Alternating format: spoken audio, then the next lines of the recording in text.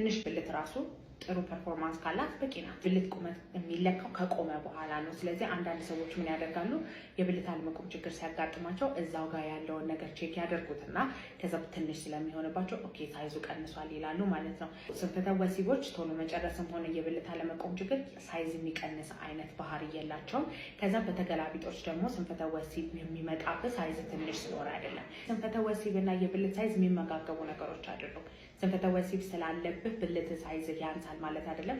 ወይ ብልት ሳይዝ ትንሽ ስለሆነ ስንፈተ ወሲብ ይከሰትብሃል ማለት አይደለም። ትልቅ ብልት ያላቸው ራሱ የስንፈተ ወሲብ ምልክቶች ያመጣሉ። ከተለያየ ሴት ጋር ግንኙነት ማድረግ ለስንፈተ ወሲብ ሊያጋልጥ ይችላል ወይ? የስ ለስንፈተ ወሲብ ሊያጋልጥ ይችላል። ግን ያ ስንፈተ ወሲብ አካላዊ ላይሆን ይችላል። ግንኙነት ከተለያየ ሴት ጋር በምታደርግበት ጊዜ የተለያዩ ሴቶች የተለያዩ አይነት የግንኙነት ሪኳየርመንት ነው ያላቸው። የምትጨርስበትን ሰዓት አታውቅም፣ የምትጨርስበትን አይነት አታውቅም እና አዲስን ሴት እንደ አዲስ ነው እየለመድክ ያለው ማለት ነው። ስለዚህ ግንኙነቶች ላይ በሙሉ ጭንቀት መብዛቱ ነው ማለት ነው።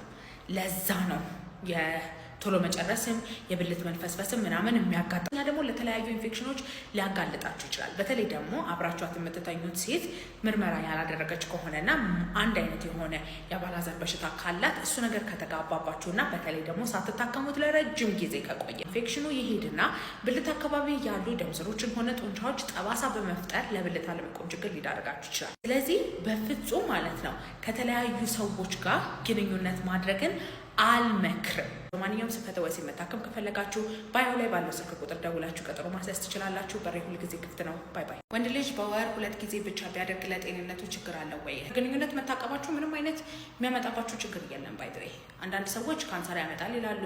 አንዳንድ ሰዎች ግንኙነት ላይ ያላችሁ ጉብዝና እየቀነሰ ይመጣል። ኖ ፕራክቲስ ማድረግ ቆንጆ ነው። ግንኙነትን ተደጋጋሚ ማድረግ ቆንጆ ነው። ግን ግንኙነት የምታደርጉበት ሁኔታ ላይ ካልሆናችሁ መብታችሁን አለማድረግ ምንም አይነት ነገር አይፈጠርባችሁም። ብዙ ሰዎች ደግሞ ግንኙነት አለማድረጌ ሜቢ የዘር ፈሳሽ የሆነ ነገር ይፈጠርብኛል ወይም ብልቴ ግንኙነት ማድረግ ይረሳል ምናምን ብላችሁ እንደውም ወደ ሴጋ መምታት ስትገቡ ነው ችግር የሚፈጠረው። ብዙ ወንዶች ሚስት ስለሌላቸው ይጀምራሉ እንደዛ አይነት ነገር ቢካዝ ግንኙነት አለማድረግ የሚያመጣው ችግር አለ ተብሎ የተነገረ መላምት ስላለ ነው።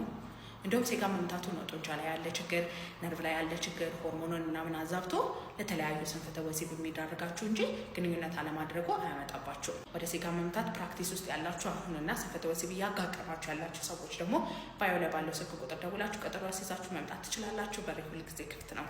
ባይ ባይ። ቶሎ መጨረስ ያለበት ባል ካለሽ ማድረግ ያለብሽ ነገሮች እነዚህ ናቸው። ስለዚህ ባሎች ለሚስቶቻችሁ ሼር አድርጉላቸው። መጀመሪያ የቶሎ መጨረስ በትክክል አለበት ወይ ነው። የመጀመሪያ ዙር ማንኛውም አይነት ወንድ ቶሎ ነው የሚጨርሰው። የመጀመሪያ ዙር ብዙ ሴቶች ሲጨርስ ስለሚያናድዳቸው ለሁለተኛ ዙር ዝግጁነትም ሆነ ምንም አይነት ሞራል አይኖራቸው። ሁለተኛ ዙር ግን ብታደርጉ ኖሮ ሊቆይልሽ ይችል ነበር። ግን ከመጀመሪያ ዙር በኋላ ሪያክት አደራረግሽ ሜቢ ሞራሉን ሊገል ምናምን የሚሆን ነገር አይነት ሪያክት ካደረግሽ ለሁለተኛ ዙር ዝግጁ አይሆንልሽም። ግን የመጀመሪያ ዙርን አልፈሽ ሁለተኛ ዙር ግንኙነትም እያደረግሽ አሁንም ቶሎ መጨረስ ካለበት አንደኛ የጭቅጭቅ መንስኤ መሆን የለበትም። አይኖ ትጎጃለሽ፣ ግን በትዳር ላይ ደግሞ ማለት ነው እንደዚህ አይነት ሳክሪፋይሶች እና እንደዚህ አይነት መሰጠቶች መኖር አለባቸው። ስለዚህ ምን ታደርጊያለሽ? ካልም በሆነ ሴትነትሽን ተጠቅመሽ በጣም ረጋ ባለ መንገድ እንዲታከም ወደ እኔ ትልኪዋለሽ እንጂ ጭቅጭቅ በፈጠርሽበት ቁጥር፣ ጭንቀት በፈጠርሽበት ቁጥር፣ በተለይ ደግሞ አልጋ ላይ ቶሎ ከጨረሰ በኋላ በስሜት ሆነሽ የማይሆን ንግግር ከተናገርሹ ስነ ልቦናውን ትጎጃዋለሽ። ስለዚህ በአካል ቀስ ብለን በቀላሉ ልናስተካክለው የምንችለው ቶሎ መጨረስ ስነ ልቦናዊ ሆኖ ይቀመጥብናል ማለት ነው። ስለዚህ ቶሎ መጨረስ ያለባችሁ ወንዶች ይሄን ቪዲዮ ላኩላቸው ለሚስቶቻችሁ። እናንተ ደግሞ መታከም ከፈለጋችሁ መታከም ትችላላችሁ። በማንኛውም ስንፈተ ወሲብ መታከም ከፈለጋችሁ ባዮ ላይ ባለው ስልክ ቁጥር ደውላችሁ ቀጠሮ ማስያዝ ትችላላችሁ። በሬ ሁሉ ጊዜ